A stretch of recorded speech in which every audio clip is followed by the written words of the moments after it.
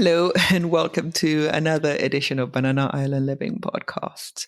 My name is Sade. So today I'm really thrilled to be speaking to Deyamo Shodipo. Hello, Deyamo. How are you, Sade? I'm very well. We've been chatting a lot, and Deyamo has been one of our favorite all-time listeners and always given us feedback, and he's just such an interesting person. Deyamo is a diaspora Nigerian in the US, and he was born in September 1956.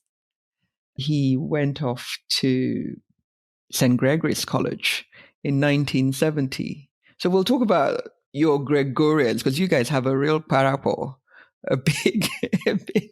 Yes, we do. Once a Gregorian, always a Gregorian. Yeah. When did you leave for the US, Deyamo? I left for US in 1980 after my youth service corps to do my MBA.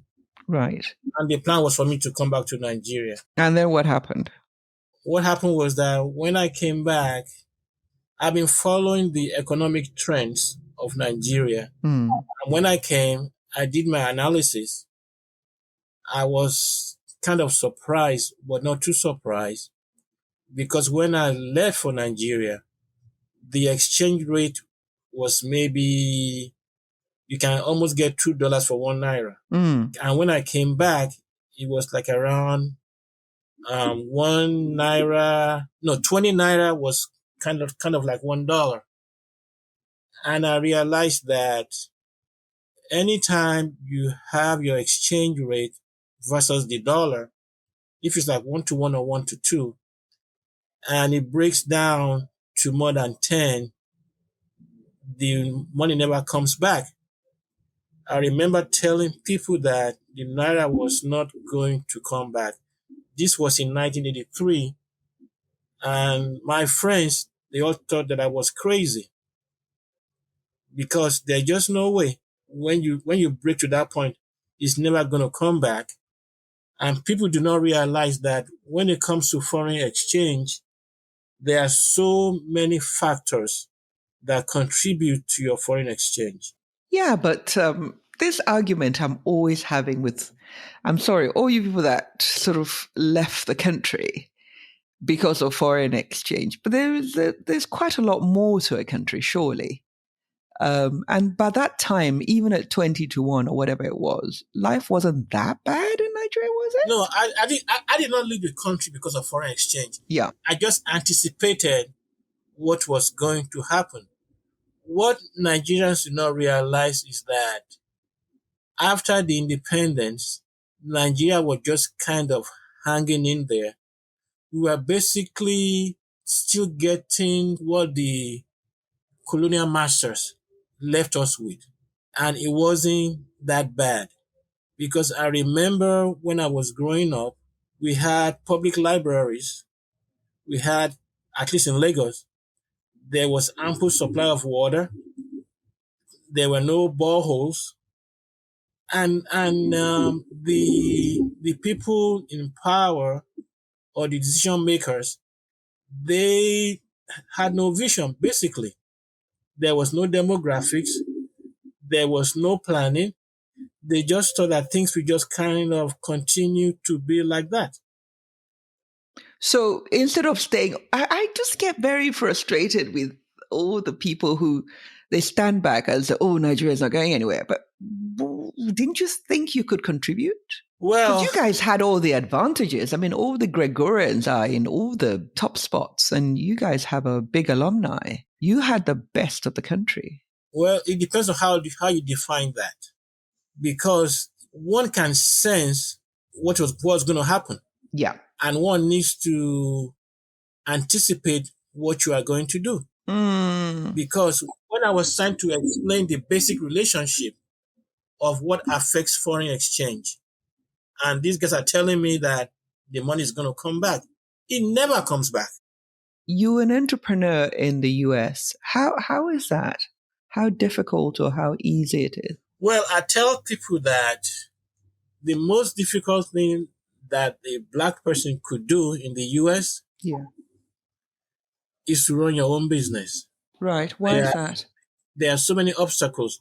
Like what? Access to capital and also finding the right market. I remember when Jesse Jackson was talking about access to capital. Yes.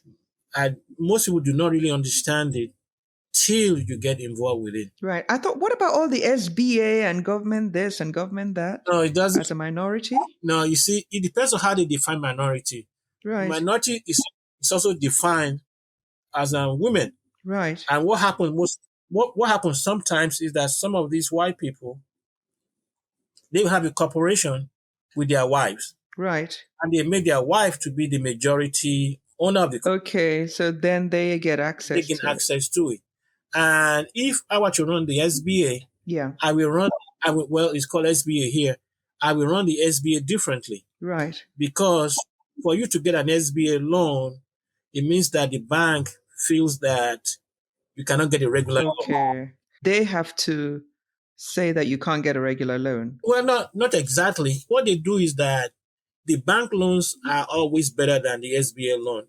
Of course, yeah. In most cases, because of the collateral that they demand. Yeah. And you have to pay an SBA guarantee loan that in case you default, the bank will get paid. So, and also, if I were to run the SBA, I will have the SBA itself run by itself by not going through the banks, bank. Yes. So no intermediation by the banks because there's already a layer of prejudice and difficulty there. Exactly. So how did you break through that? Oh, that's a long story. Well, make it short because I think for us the value is in, how do you break through a system as an immigrant to start a business? Because you hear of all these Koreans and so on and Indians doing well.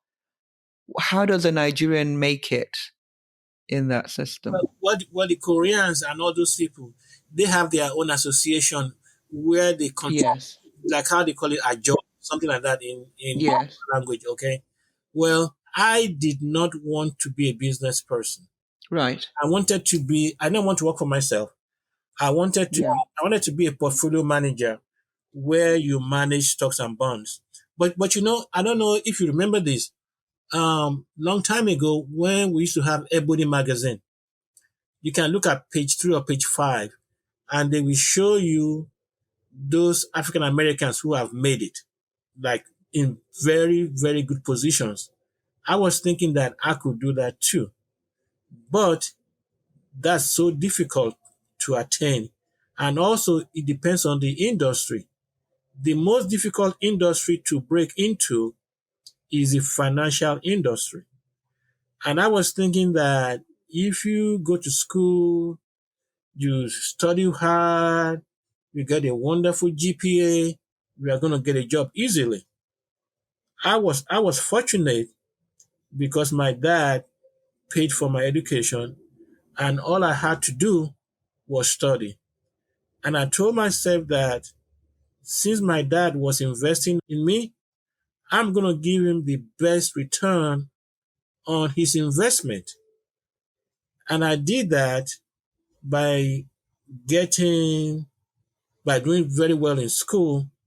My GPA in finance was 3.9 on a 4 scale. So I thought that by having a high GPA, I could easily get a job as a portfolio manager. What I found out was that since I did not really have the experience, they said that if you don't have experience, just put your GPA on your CV or your resume, and that should help you. So what I was getting was interviews and also to come with my transcript to check it out if this guy really got a 3.9. After the interview, I wasn't getting any calls. And I was trying to explain that to my dad. He could not understand that. So why do you think that was? Well, because finance is a very, very difficult area for Black people to get into. It is still difficult. You look right, even as of now, you look on Wall Street, you don't have that many people there. That's just the way it is. Although it is getting a little bit better now Are you talking of discrimination or racism, or it's just that it's an all boys club? Well, it's both. It's racism, all boys club, and that's just the way it is. But what has changed now is that you see, in finance you have two areas. You have corporate finance and municipal finance. In the corporate area, finance is almost 100% white people and very few blacks. But in the municipal finance, you might have some few blacks there, and it is because you have black mayors, you have blacks in government, and they have to deal with the black mayors too. So sometimes they have to do something. But America is evolving, it's changing, but it's still a difficult place. And as I said, there is no place like home. So how did you break through that system to become an entrepreneur and a successful entrepreneur? Because you've got a few businesses, haven't you? I guess coming from Nigeria and also having a family that was in business. My father was in business. My grandfather was in business. My grandmother on my mother's side she was in business. So when you're growing up, you see all those things around you, but you don't even know that you are assimilating some things from them. So by me coming here, it, everything kind of depends on confidence too, and also one has to be lucky too, and you have to really believe in yourself. So what was your big break? What would you say was your big break? My first business was a printing company, and what happened was that there is this printing company that was near my school. I went to a school called St. Louis University. It's a Catholic school founded in 1818, and I believe after Georgetown is the second oldest university in the U.S. Catholic university in the U.S. So most of the colleges in the U.S. they have like a printing company right next to them, and there was this company called King Coast that used to be right next to my school. So what happened was that they moved about 1.5 miles away. I don't know that in kilometers because we still use miles here. So when I went there, they were closed. So I was able to find out the person that owned the building, and I made an appointment to see him.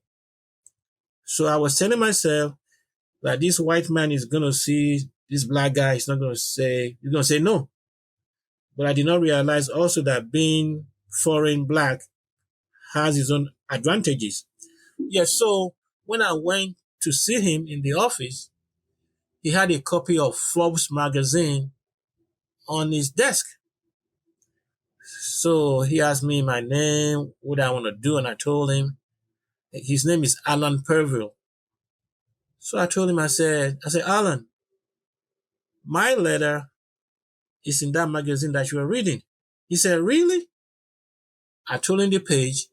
He looked on the page, and I was responding to an article written by a finance professor from Columbia University in the US, a top school. He was talking about efficient market theory. Efficient market theory is a theory that says that the price of a stock reflects all the information about that stock. And I beg to differ because there's what is called insider information. And I said that the insider information, which are called the big I's, two I's, have more value than the analysis that is around. And they published it. So I think that was in 1985 or 86. So that's how I was able to. So the guy was impressed by your. Yes, he was impressed. Then a company called Apple came and they changed the printing industry. Actually, when I was going to do that business, I just told myself that if it doesn't work out, I just going to do my PhD. But Apple came and they changed the industry. But how did you get the finance or the capital? Like you said, because you said access to finance was one of the biggest problems for minorities in the US starting their own business? Yeah, it's creative financing. I use my credit cards. My dad helped me out too. That's basically what happened. You bought a printing press, which, the guy had not wanted to sell to you. You had a bit of capital. But what made it thrive? How'd you get business? Was it easy to get business because of the location of the place? Because if we have people listening now, and a lot of people I know a family that have just sold up in Nigeria and they're going to buy a business abroad. What do you think they need to do? What is the key advice you give them? I think each situation is different because that location was very, very near the school. So I was able to take advantage. So location. Location. If you're in a retail business, yeah. Yeah, everything is location too. Everything is location to an extent. So, and also at that time, I did not even know how to put paper into the copy machine. So I had to learn. So did you tie the seller to training for some time or what? No. The place was vacant. They moved. And also they gave Alan, the guy that leased the place to me, an incentive to find somebody who is not going to compete with them. Okay? Because they are still paying their rent. And if Alan could find somebody, he could collect double rent. But the guy just liked me and believed in me. And also because of the article in Forbes magazine. That really helped. So to one extent, you make your own luck. And two, your personality. And three, luck. Yeah, being at the right place at the right time. So location, be pushy, challenge yourself. Yes, well, use creative finance and charm. Yeah, and also I had a fallback. You had a plan B. Yeah, which is go back to school and get my PhD and go to the best school. That means you had the money to be able to do that. Well, I knew that my dad would take care of me. Yes, your lovely dad. Now, the other thing that I find interesting with in your case in particular is that, okay, you're a successful entrepreneur in the US, but you've also managed to get into some spaces which traditionally you don't get minorities or foreigners getting into. Like you're a trustee of one of the really conservative, waspish prep schools, and you go in there and try and not so much change the curriculum, but make it more woke, make it more diverse, make it more reflective of America's true history. Did you get pushback on the critical race theory and all of that? No, actually, it's a very good school. You see, the concept of critical race theory does not even make any sense. Of course not. We know that. But you see, when you have a predominantly white school, well, people can spook themselves. Yeah, but you see, what happened too was that because of the printing in the US, when you are running a campaign, there are two big major expenses. One is TV advertising, adverts, and printing. Yeah. So there was a guy. He saw me and he told all my workers. He said, "Look, we don't have any union printing company that is owned by a minority in Missouri." And he said that this guy you work for, he's doing okay. Discuss that with him. But for you to be a union printer, you have to pay your workers well and also give them health insurance. So I told myself, I said, you know what? That would be interesting. And the Democratic Party, they are so keen on you to be a union printer for you to do any printing. So I went through the application and I became the first black in the state of Missouri to own a printing company that is union. A union printing company. Yeah, a union printing company. So that gave you access to political printing. Yes, that gave me access to all the political printing. both white and black. Well, I would say mostly white, because if you're a union printer, you're going to have like a logo with your name and your number on it. So they will know where that is coming from. And if they are trying to get some black votes, they might say that, oh, they use a black union printer. They don't have to say it, but most of them, they know what is going on. So it gave me access to all these politicians. That was your second big break, and that gave you a status in the community. Is that it? Yes, it did. And also, when I opened my first print shop, the one by the school, one day there was an old man. He came to the shop and he said that someone told him that the shop is owned by a black person. So I asked him why. He said that when he was growing up, blacks were not even allowed to come into that area. So I turned around and I told him that I'm the owner.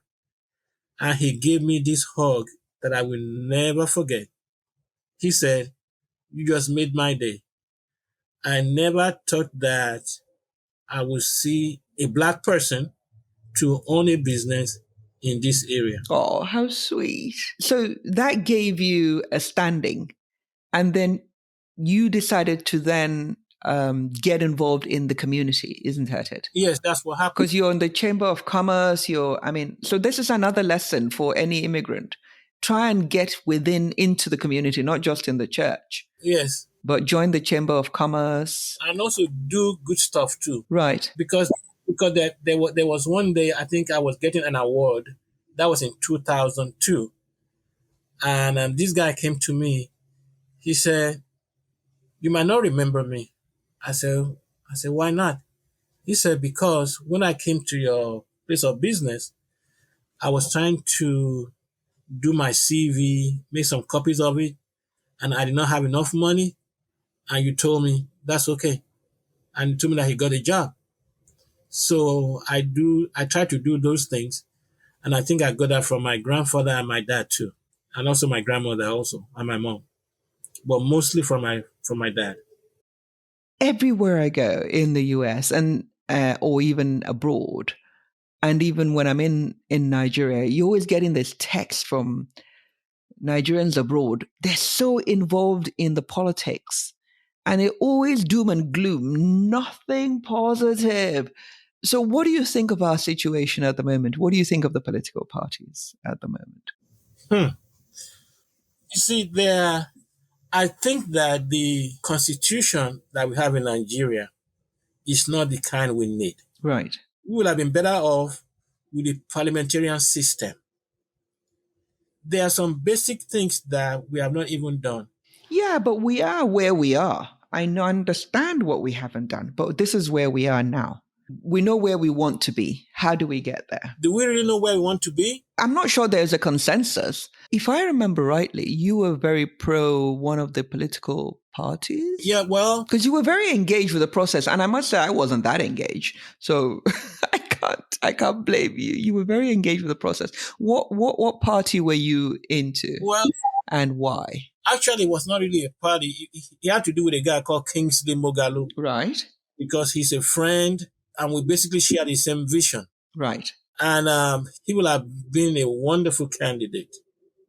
But one of the problems we have is how we pick our candidates. You need to have lots of money to pick the candidates. And I think our biggest problem too is transparency. Yeah. And when it comes to selecting candidates, although we try to copy the American system. And that's very expensive too, though. It is expensive. Hugely expensive. But at least they let the people pick the candidates. Number one, right. Demographic-wise, we don't even know our population. Our population is still based on extrapolation. Yeah. And if you look at the population and the number of people that vote, there's a huge difference. If we say we are 200 million, and how many people vote? About 32 million. Something is wrong somewhere. So why did you pick this? Why did you have such faith in Kingsley Mogulu? Yeah, because we met on the phone last time. You met him on the phone. You never really met him. No, we never, but we talk all the time. I mean, we exchange texts and we are. How did you get introduced to him? What happened was that when he was running for the first time, I kind of checked him out. Right. Read some things about his CV, his experience, and somehow I was able to get his phone number. And I sent him a text, and he responded, and we have been talking since then. It's fascinating, isn't it? Even though, and this is not just you, a lot of Nigerians who are abroad, the energy and the passion they bring and how engaged they are with Nigerian politics, that you got into it to that extent. Yeah. So you still have faith and hope in the system. No, there is no place like home. Right. There is no place like home, and I think we Nigerians that I know of, we are always thinking that we're going to come back home one day. Do you? We always. Do you think you? Now I don't think so, but before then, I used to think so. I did not become a citizen of the U.S. till after 15 years when I was qualified to be a citizen. Everybody wants, because Nigeria is always going to be a part of me. And I'm not the only one that start with. Nigeria to us is big deal. We love that country. We are passionate about Nigeria. And some people say that why gloom and doom about Nigeria?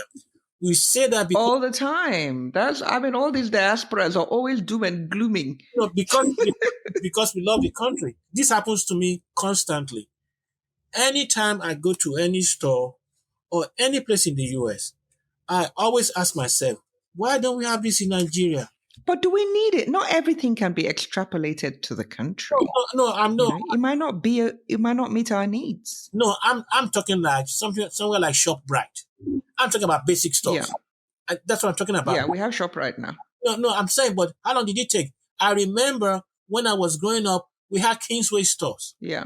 We had UTs. It was good at that time. We had PZ. Yeah. You can go on Broad Street. You have stores everywhere. You have Bata. You have Leonard's and all those things. I mean, they were all foreign companies. Yeah. Well, they are foreign companies, but they have Nigerians working there. Basically, they do. USC was very big, but that's what we got from being under the British rule. I wanted to hear your assessment of the political parties at the moment. Which one? In Nigeria? In Nigeria, yes, please. Yeah. The ones we have now, the major ones we have. You are putting me in a spot. I might be in trouble. No. Well, I mean, you're in the US, so it's good. No, it doesn't matter because I have friends who are in the APC and PDP too. Yeah, that's the thing. Everybody, I mean, you have friends. That's the whole point of the beauty of Nigeria. You have friends in APC, PDP. We're not so polarized that we can't talk about each party. To me, I don't even see any difference between APC and PDP. They are basically the same. Right. Because people just keep on changing political parties and all that stuff. But how do you know? Do you know that much about what's happening in the country? Do you think? Do you know enough? I don't know what I know enough because nobody really knows everything. But you're very engaged. Yes, I'm engaged. But what happens is that the Nigerian people, they deserve a right to have water. Yeah. To have roads. Yeah. To have electricity. They deserve that. Of course. Everybody does. It's a human right. It's a human right because when you look at it, it's as if Nigeria that everybody have their own utility company. You provide your own. No, your own government essentially. You have your own security, your own water, your own electricity. Exactly. So they don't really care. They have one set of rules for some people, and it's as if some people are just above the law in Nigeria. Okay, so what do you think of the APC? APC and PDP, they're about the same. Okay. Is that a good thing or a bad thing? Here, I don't know whether you guys say that too. They used to say that PDP, people deceiving people, and APC, they used to say all professional crooks. Okay. So it depends on basically how you look at it, and also Right. when you look at it too, the religious people. I'm talking about the so-called church people, the Yes. so-called Evangelicals. evangelicals. They have never done what they're supposed to do. They see people Right. suffering, they see all those things, but they don't talk about it. They don't have any kind of social justice with them. Right. As long as they have their planes, people worshiping them, kissing their behind, it is okay with them. And they come back and tell you that they talk to God. I don't know what kind of God they talk to, and people believe that. Ignorance. Okay. So PDP and APC for you, there's no future for Nigeria with those ones. I'm not saying there's no future if you get the right people, but okay, have we? No, I'm talking of where we are now. The people that are manifesting for those parties right now. Wow. To me, my candidate was Kingsley Moghalu. Right. He's so different from the rest of them. What did you see in him? And where is he now? Is he joined any party? Is he? No, he's still doing some stuff in the background. You can see him. He lectures. He does a lot of things, and he's the ultimate Nigerian. He's not tribalistic. Right. I did not even realize that his godmother. I mean, he knew Mrs. Kuti and all that stuff, and yeah, and but when you do look at it, look at Atiku. Atiku basically has a company that is a carbon copy of the NPA. Yes. What is the difference between NPA and what he does? I don't see any difference. I have APC where you have someone collecting the taxes. As far as I'm concerned, I don't know if this is true. We don't know the contract. We don't know how much percent goes back to the government. I mean, there's some basic things that people are entitled to know. Basic things. Yeah. But they don't know that. As I told you, we don't know how much those politicians make. We have no idea. How can you run a country and you don't know what they make? But you're so passionate about this. So if the diasporans are allowed to vote now, who would you vote for? Or would you vote at all? Well, I learned something about voting. Since I became a citizen in this country, I have never missed an election. Fantastic. The first time that I ever voted in my life was in the US. Obama. That's way before Obama. Because I've been here for over 40 years now. I'm trying to remember, but I'm not sure. But I do remember that I would have voted for the first time in my life in Nigeria when Shagari was running. But at that time, right, I was in London, so I could not vote. But also, they should allow those of us who are in the diaspora to have the ability to vote. To vote. Okay, so if you were allowed to vote, who would you vote for? If I'm allowed to vote, I'm going to put this on two tiers. Okay. Okay. The first one is going to be Atiku, Tinubu, and Obi. Okay. Then the second one is going to be all of them. So for the first so-called top three, I will vote for Obi grudgingly. Why would you vote for him? Why? Because he has never really been in power. Well, he was a governor. Well, he was a governor. That's okay. But he's not as bad as the rest of them. That's what they say. Okay, it's the lesser of the evils. Yes, the lesser of the evils. Yeah. Okay. Yeah, because Atiku had to run away from the US. And Tinubu, that's the tax man. Then, if I'm supposed to vote for all of them combined, the that I would kind of align with Bishowore. Okay. Because he has some basic things. Like what? I mean, he has some ideas. I follow his newspaper, Sahara Report, and all that stuff. So, but they're not very good on truth, though, are they? They might embellish some. Embellish is the word, yes. That's the charitable way of saying it. They might embellish some, but at least he asks some good questions. Okay. But I'm going to come back. My man is seeking Zimogalu. Okay. If by some fluke he got in, so it would be him. Yes. Okay. And I come to Nigeria right away and help him. Okay, yes. And then you will try and make a difference. Exactly. Your story is so fascinating and you're incredibly modest. I didn't give your backstory because I know you're very low profile, but I know you've got so much to give in terms of advice, and you've achieved so much in St. Louis, in Missouri. You've got so many awards. What is left on your bucket list, Demo? On my bucket list, what I would love to do, I would like to have a foundation. Right. In the UK or in the US or in Nigeria? Which one? Well, in US and Nigeria. In a way, I think most of us who are in the US, we have a quasi foundation because we always sending money home and helping people anyway. Yeah, so Western Union has made a fortune through Nigerians. So, yeah, I would like to have that because, no matter how long I stay here, when it comes down to it, I'm always a Nigerian first. Always. What sort of foundation would that be? Well, it might be mostly business foundation. You see, actually, when I was growing up, my goal was to build a library in my primary school. That was my goal. What was your primary school? Because I remember you were so proud of it. It's called Ijero Baptist Primary School. Not about 2 houses away from my house. And you haven't done it yet, but you're planning to do it. Well, but it's kind of different now because all you need now, you don't really need a library or books. All you need is internet. The internet. The internet has changed that. Yeah, but there's still space. There's still room for the children to actually hold books in their hands, especially a lot of African literature coming. So who do you admire most? Oh, that's really easy. That's my dad.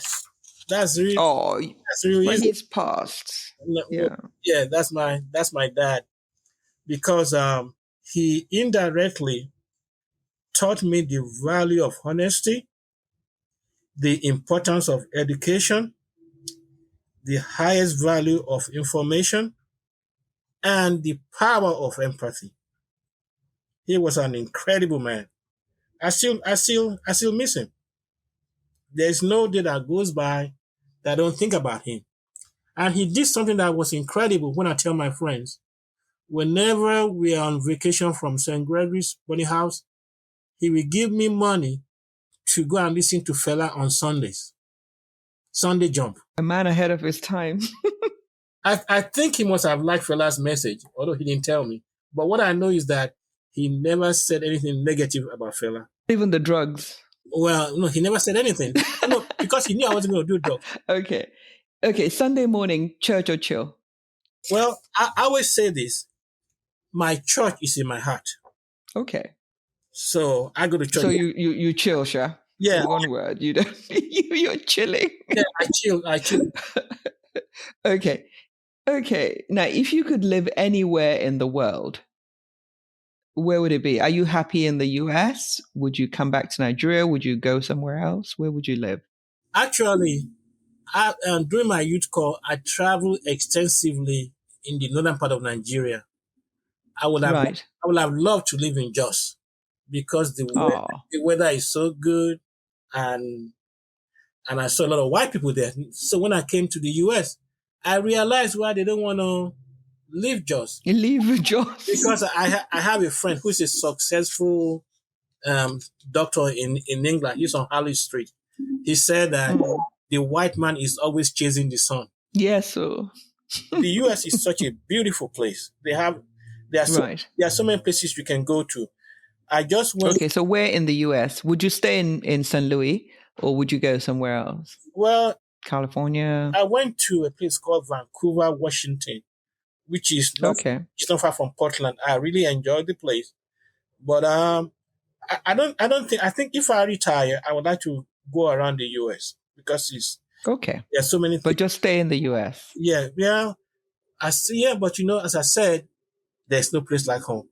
Okay. Well, we hope you will come back to Nigeria. It will be better. So what are you reading at the moment? What are you reading? What I'm reading at the moment is a book by Jonathan Kahn. It's called Race on the Brain: What Implicit Bias Gets Wrong About the Struggle for Racial Justice.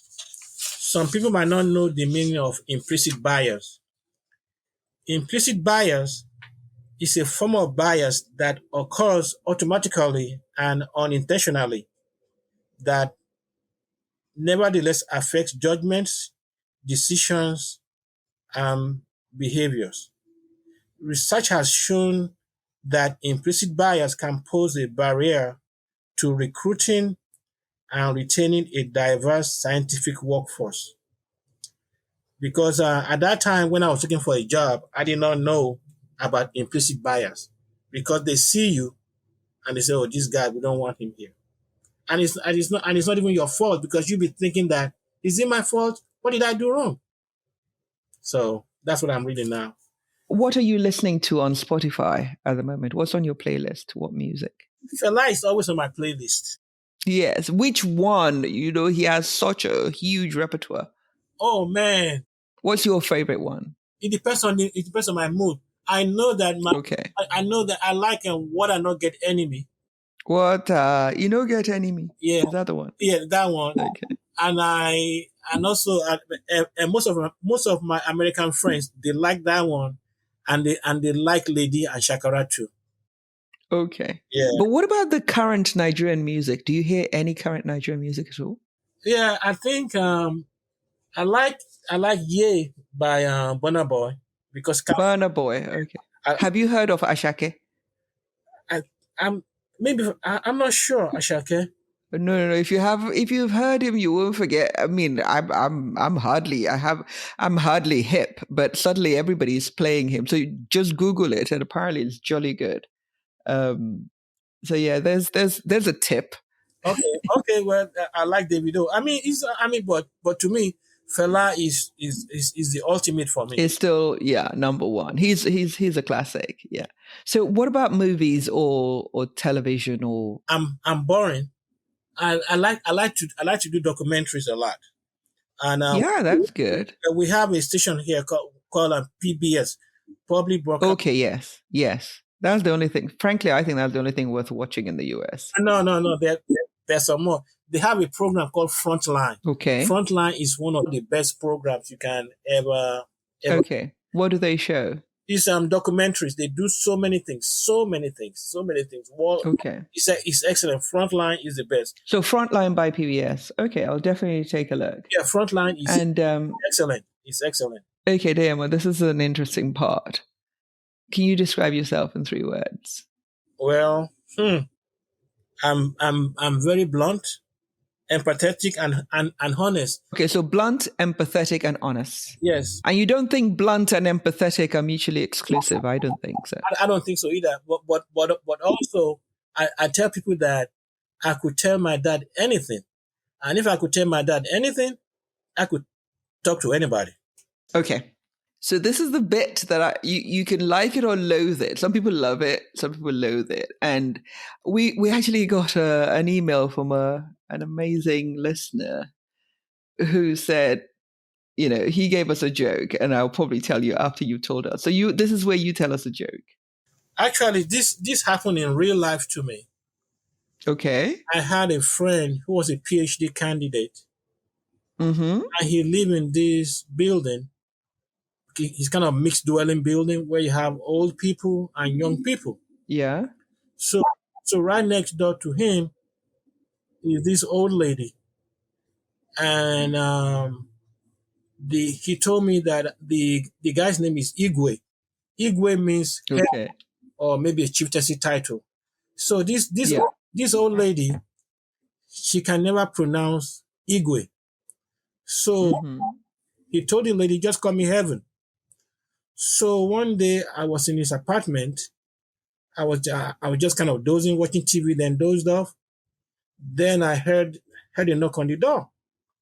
So I was thinking that maybe it's one of those other Nigerian people or friends of office or mine, whatever. So the lady came and she said, "Where is heaven?" And I said, "Where is heaven?" I thought the woman was getting senile or something like that. I said, "I don't know where heaven is. I've never been there."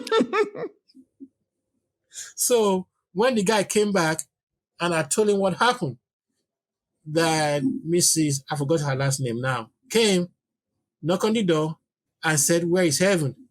The guy cracked up. I said, "I didn't know what heaven was." I told her because she could not pronounce Igwe. So I told her to call me heaven. I think that was good. That happened for real. Yeah, there's a young chap who sent us a joke, but I think I'll save it for our next podcast. Okay. It was really good. His name was Clinton. So Clinton, if you're listening, I'm saving you a joke because it's so good for the next. I can't wait for the next podcast. I can't wait. Thank you. You've been an amazing supporter, an amazing guest. And really, I think you will, from this podcast, I think you'll be a source of inspiration for those who are, for any reason, relocating abroad and just wondering, how do I crack through the system in the US? Because every place has a different nuance. And there are so many things that, they don't teach you in business school or in finance school, as you found out. How do people get hold of you? I'm on LinkedIn under Ayo LinkedIn, Ayo Aderinwale. Listeners, before you go off, can you please give us a 5-star rating wherever you get your podcast from and subscribe? Tell a friend and write us. Mail at Banana Island Living. We're on Instagram at Banana Island Living, on Twitter at Banana_Living. We'd love to hear from you. Take care. Bye.